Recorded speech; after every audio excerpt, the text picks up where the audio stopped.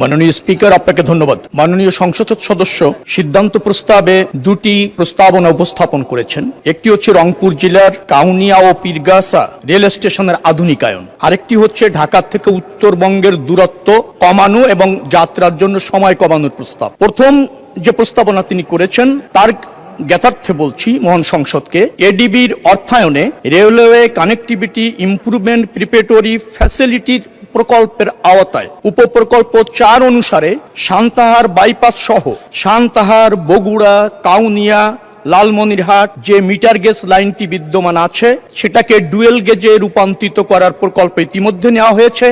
পাশাপাশি ওই একই লাইনের সমান্তরালে আরেকটি ব্রড গেজ প্রকল্প ইতিমধ্যে গ্রহণ করার প্রক্রিয়া চলমান আছে।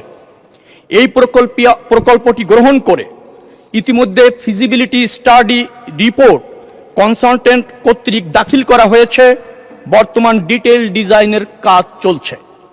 এই প্রকল্পটি বাস্তবায়ন করবার জন্য সরকার সিদ্ধান্ত নিয়েছে।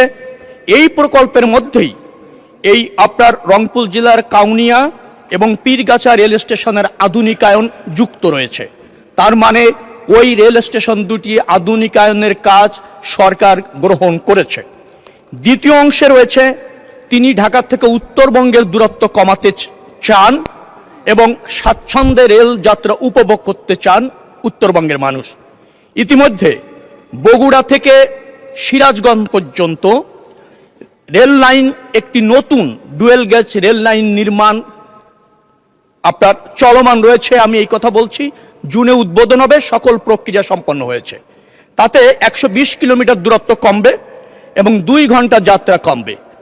অর্থাৎ এই প্রকল্পটিও বাস্তবায়ন চলমান, আর আগের প্রকল্পটি ইতিমধ্যে গৃহীত হয়েছে।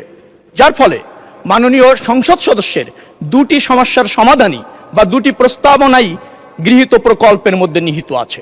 অতএব আমি মনে করছি মাননীয় সংসদ সদস্য তার দাবি অথবা এই সিদ্ধান্ত প্রস্তাবটি প্রত্যাহার করতে পারেন, কারণ এটা বাস্তবায়ন আধীন প্রক্রিয়ার মধ্যে আছে।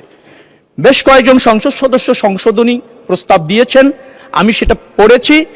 কয়েকটি ইতিমধ্যে সরকার গৃহীত করেছে, কয়েকজন অবিলম্বে সংযুক্ত করতে বলেছেন।